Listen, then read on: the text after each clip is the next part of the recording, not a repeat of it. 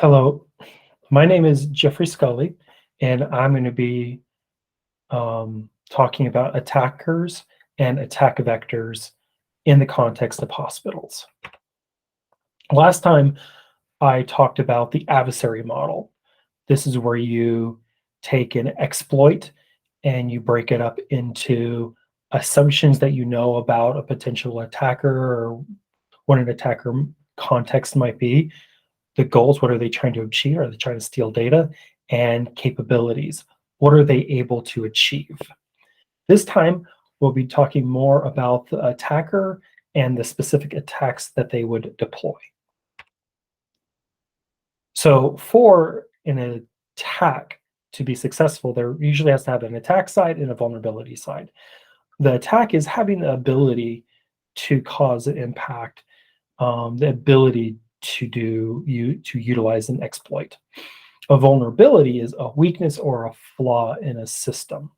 An example of this would be for basic web application attack. This is the use of stolen credentials, and it makes up a bulk of the data breaches for hospitals. So having a lack of MFA allows an attacker who gains stolen credentials to be able to use them. So lack of MFA would be a vulnerability, and the attacker would have had the ability by having the stolen credentials to do the attack. So that's how those two pieces are put together.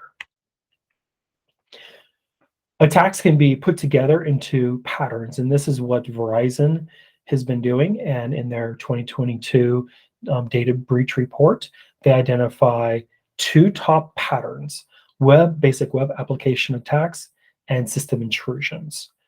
Basic web application attacks are more simple web app attacks. They're not complex. Stolen credentials, more basic exploits such as SQL injection.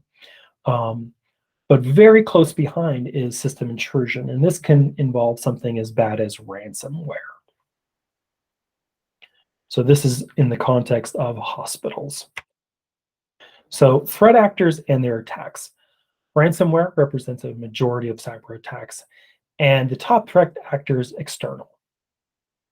So starting with the most dangerous or highest risk attacker would be the cyber criminal. They're financially motivated, and they're going to use ransomware to get you to pay for using their retrieving your data back.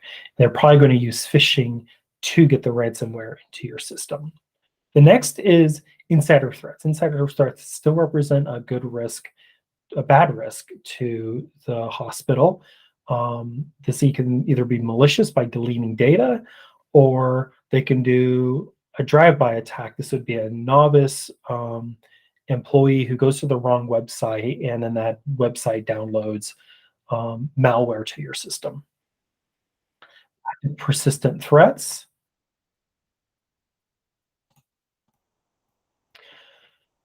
Is where someone is able to get into your system, escalate the privileges, and slowly sift off, steal your data.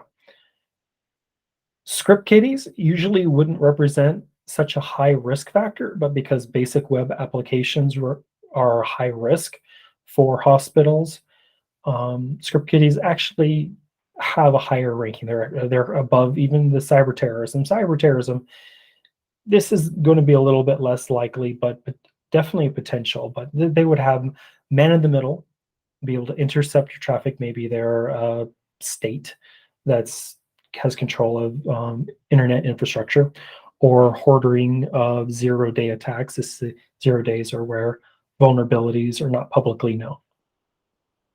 And then hacktivists. These users usually go after things for political motivations. So attacking hospitals isn't usually a good look for hacktivists, but they can do things like doxing of actors they're not fond of, or some kind of a password attack are basic examples for hacktivists. I hope this was useful, and sorry, here are my references. Thank you, and have a very good day.